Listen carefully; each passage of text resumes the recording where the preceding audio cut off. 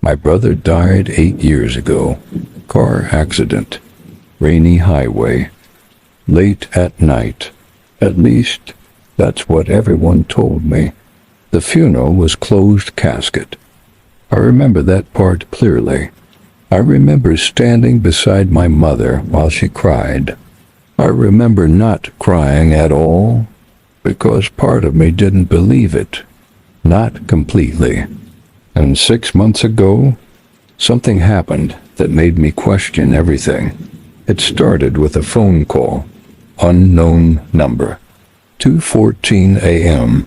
I almost ignored it, but something made me answer. And then I heard his voice. "Hey, it's me." At first, I couldn't speak. I just sat there, frozen, because it sounded exactly like him. Not close, not similar, exact. The same tired voice, the same slow way of talking. Even the slight rasp he always had when he was tired. I remember whispering, "Who is this?" And the voice laughed softly. Not a normal laugh, a familiar one. "You really don't recognize me?" My stomach dropped, because suddenly I did. I assumed it was a prank. It had to be. But then he started mentioning things. Things nobody else knew. The treehouse we built as kids. The time we broke our neighbor's window and blamed the dog. The nickname he used to call me when our parents weren't around. Details so specific they felt impossible. And every time I tried to catch him slipping, he didn't. Not once. It felt like talking to a ghost. Or worse, someone pretending to be one perfectly. The calls continued. Every few nights at first, then every night, always late. And slowly I stopped being afraid of them. I started waiting for them, because somehow he sounded more like my brother than the memories in my own head. We talked about everything. Life, regret, our childhood. Sometimes he would go silent suddenly, like he forgot I was there, and during those silences, I could hear something strange in the background. Not traffic, not television. Breathing, very faint breathing, like someone standing near the phone, listening. Then one night, I asked him something I had never asked before. "What was the last thing you remember before the crash?" For the first time, he hesitated. The line went quiet, completely silent. Then he answered, "I remember seeing you.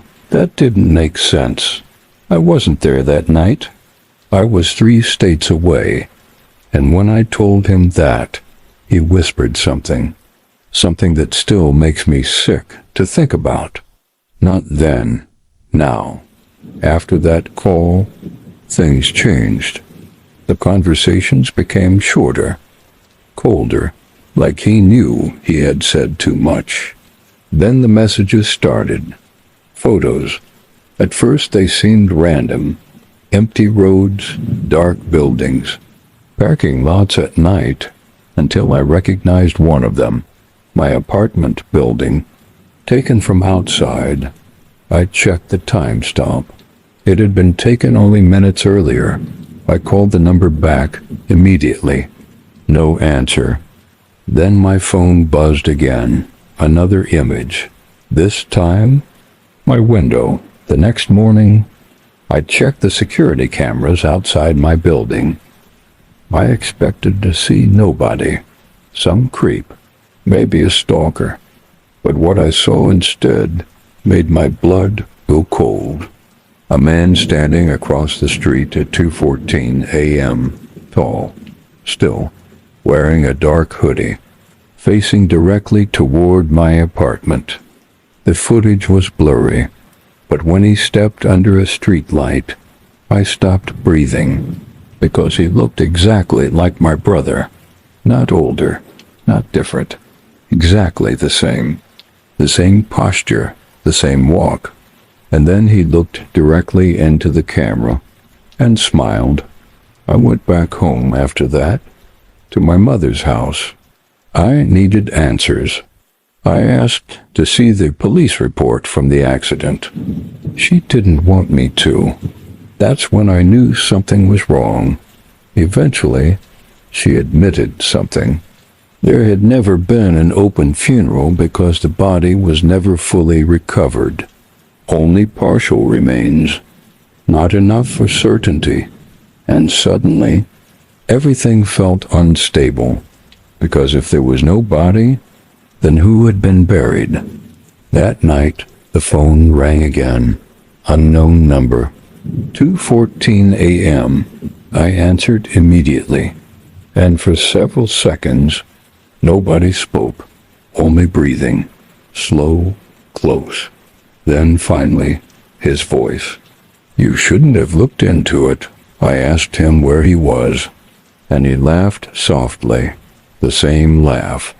Then he said something I will never forget. "I'm closer than I've ever been." At that exact moment, something moved behind me, reflected in the dark television screen. A figure standing in the hallway, tall, still, watching me. I turned around instantly. Nothing there, but my phone was still connected, and through the speaker, I heard footsteps inside my house. Then my brother said, "Turn around."